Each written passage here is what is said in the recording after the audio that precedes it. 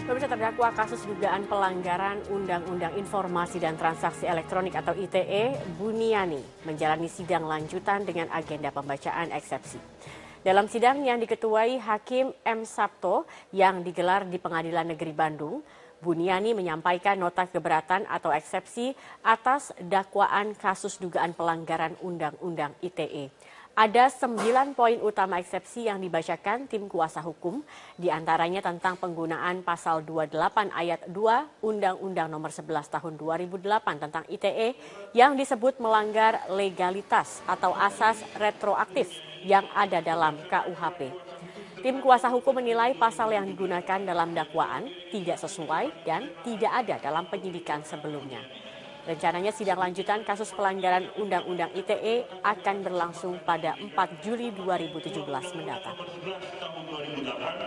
Tentang informasi dan transaksi elektronik sebagaimana telah Dan saat ini kita sudah bergabung dengan Sekjen dari Partai Golkar, Bapak Idrus Marham. Pak Idrus Marham, selamat siang, Pak. Selamat siang.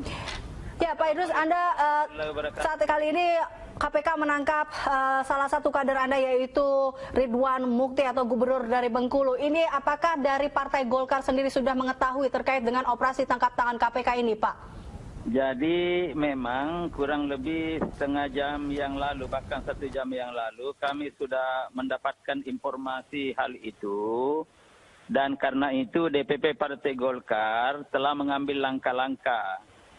Yang pertama adalah kami telah memberikan satu tugas kepada Ketua Harian DPD Partai Golkar Bengkulu, Saudara Imran, untuk segera mengecek segala sesuatu yang terjadi di Bengkulu, sekaligus untuk mencoba memahami posisi masalah yang ada dan segera melaporkan kepada DPP Partai Golkar. Yang kedua adalah sesuai dengan protap Partai Golkar, apabila ada kader yang terkait dengan hukum, maka Partai Golkar telah menugaskan kepada Ketua Bidang Hukum dan HAM dalam rangka untuk melakukan pendampingan, untuk membantu, membantu yang terkait agar ada jaminan bahwa proses hukum itu berjalan sesuai dengan fakta-fakta hukum demi keadilan. Nah, itulah 2 hal yang dilakukan oleh DPP Partai Golkar sambil menunggu bagaimana proses lebih lanjut. Tadi Anda mengatakan partai politik atau partai dari Golkar akan melakukan pendampingan terkait dengan hal ini. Pendampingan yang seperti apakah yang akan dilakukan dari Partai Golkar sendiri terkait dengan hal ini, Pak? Ya, tentu kita akan mengawal dan kita akan membantu bagaimana proses-proses hukum yang terjadi itu, proses-proses hukum yang terjadi itu, sehingga betul-betul proses hukum itu berjalan sesuai dengan fakta-fakta yang ada dan sesuai dengan aturan yang ada. Jadi kita hanya membantu mendampingi kader-kader Golkar yang terkait dengan aturan.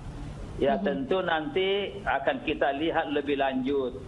Bila mana memang nanti ditetapkan sebagai tersangka, maka tentu yang bersangkutan ada mungkin menunjuk pengacara, advokat yang mendampingi, dan tentu Partai Golkar nanti akan melakukan koordinasi dengan baik dengan kader Golkar yang bersangkutan maupun andai kata menunjuk ada pengacara lain. Baik, Pak Idrus Marham, apakah sejauh ini sudah ada komunikasi antara baik dari pihak Partai Golkar maupun dari Ridwan Mukti sendiri, Pak?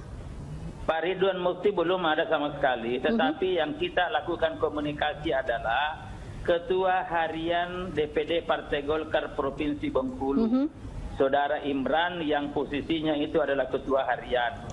Komunikasi kami dengan Saudara Imran itu berlangsung sekitar 45 sampai 1 jam yang lalu, segera setelah kita mendengarkan informasi melalui beberapa media sosial.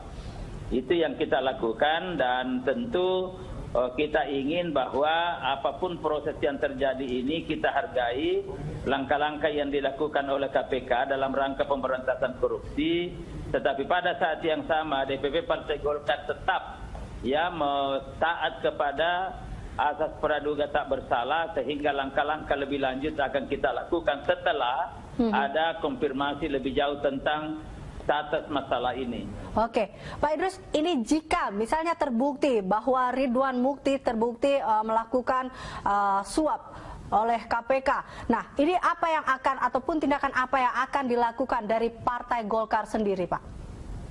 Ya, tentu yang pertama kita katakan bahwa kita tetap asas praduga tak bersalah. Ya, itu prinsip hukum, asas hukum yang harus kita patuhi.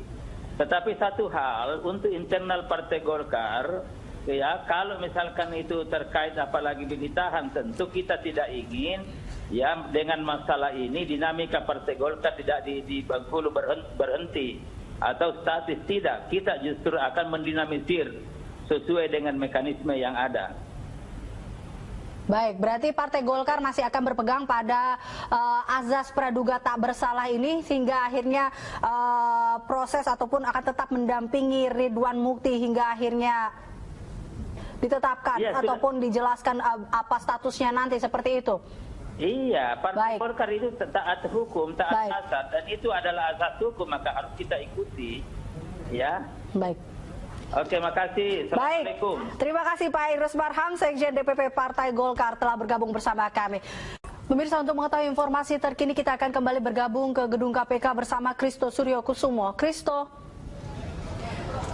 sejauh ini sudah adakah informasi terkait dengan 5 tersangka atau yang diduga tersangka penyuapan dalam operasi tangkap tangan KPK di Bengkulu? Ya, Elisa, mengenai informasi terkini dapat dikonfirmasi bahwa yang ditangkap adalah sejumlah 5 orang, di mana ini dapat diinformasikan bahwa 1 orang perempuan dan 4 orang laki-laki. Dan memang untuk kelima tersangka ini masih dalam perjalanan dari Bengkulu menuju Jakarta dan diperkirakan akan tiba pada sore hari ini dan langsung akan menjalani pemeriksaan intensif dari pihak KPK. Dan juga dari penangkapan dari OTT ini dapat diinformasikan bahwa KPK menyita sejumlah uang di dalam yang diletakkan di dalam satu buah kardus yang jumlahnya sendiri kini masih dalam perhitungan dari pihak KPK sendiri, dan nantinya KPK akan menjalankan pemeriksaan selama 24 jam dan nantinya akan segera diinformasikan mengenai kasus atau proyek apa yang terjadi dalam kasus OTT ini. Eliza. Ya, Christo, sejauh ini sudah adakah informasi resmi dari pihak ataupun dari KPK terkait dengan hal ini atau operasi tangkap tangan ini? Apakah perkara apa yang memang dilakukan dalam operasi tangkap tangan kali ini yang menyangkut Gubernur Bengkulu yaitu Ridwan Mukti?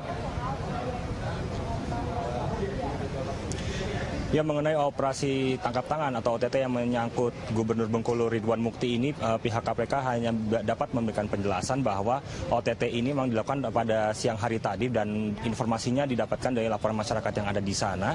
Dan untuk kelanjutannya ini sendiri nantinya masih harus menjalani pemeriksaan internal atau intensif dari KPK selama 24 jam. Yang diperkirakan jika ditangkap dari sekitar tadi siang, berarti informasi akan atau pemeriksaan masih akan terus berlanjut hingga besok siang. Jadi untuk sampai sekarang masih kita masih belum mengetahui informasi atau terkait dengan proyek apa dari OTT ini, karena dari pihak KPK pun sendiri masih belum mau memberitahukan mengenai atau tercangkut dengan proyek apa OTT dari Bengkulu ini. Eliza. Christo, sejauh ini apakah ada pihak terkait ataupun dari Partai Golkar yang mendatangi gedung KPK terkait ingin mengetahui perkembangan ataupun kejelasan dalam operasi tangkap tangan yang melibatkan salah satu kadernya, Christo? Ya, mengenai dari kader Golkar sendiri masih belum ada yang melihat atau belum terlihat di gedung KPK. Namun tadi Febri Diansyah dalam wawancara bersama para wartawan memang sempat menyebutkan bahwa dari OTT ini memang terlibat dari unsur swasta dan juga negeri, dan juga dia sempat menyebutkan ada salah satu bendahara partai politik yang terlibat dalam OTT ini. Namun untuk identifikasi atau identitas lengkapnya sendiri pihak KPK masih belum dapat memberitahukan identitas lengkapnya. Eliza. Terima kasih Christo Suryokusumo untuk informasi yang melaporkan langsung dari gedung KPK. Pemirsa, sebelum dibawa ke Jakarta, Gubernur Bengkulu diperiksa di Mapolda Bengkulu. Dan berikut adalah video detik-detik kedatangan Gubernur Bengkulu di Mapolda Bengkulu.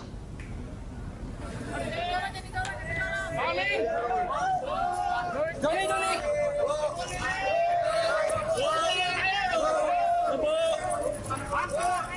Ya, ini adalah gambar di mana detik-detik Gubernur Bengkulu Ridwan Mukti mendatangi markas Polda Bengkulu. Dibawa ke markas Polda Bengkulu, dan yang kita lihat saat ini adalah istri dari Ridwan Mukti, yaitu Lili Madari. Lili Madari pun ditangkap di rumah pribadinya pada Selasa pagi dengan beberapa kontraktor.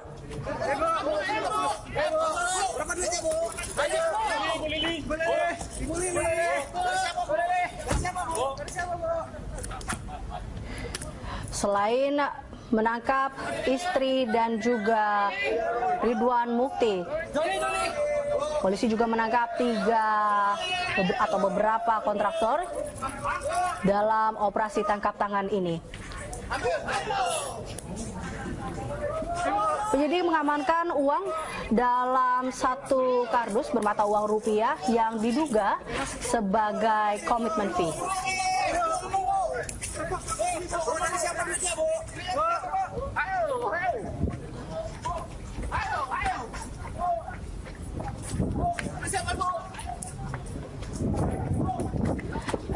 Rencananya kelima dari terduga ini, atau dia kelimanya akan dibawa, di mana saat ini masih diamankan di markas Polda Bengkulu, dan rencananya pada sore hari ini akan dibawa ke Jakarta untuk melakukan penyidikan lebih lanjut.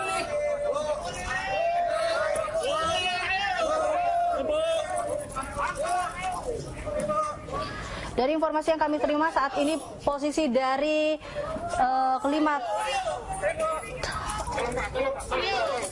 orang yang terjaring operasi tangkap tangan KPK ini sudah berada di bandara.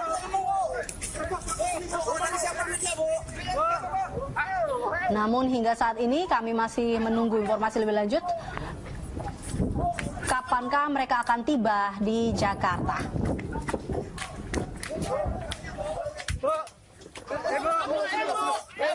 Berapa duitnya, Bu? Ayo, Bu Lili. Boleh. Ibu Lili. Dari siapa, Bu? Dari siapa, Bu? Dari siapa, Bu? Jadi dorong. Joni.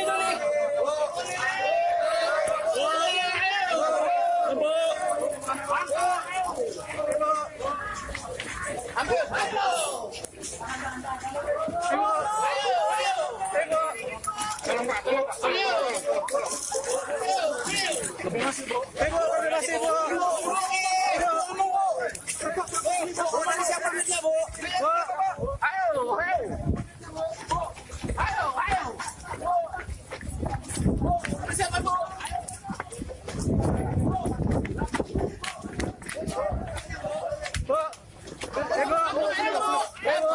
Berapa duitnya, Bu?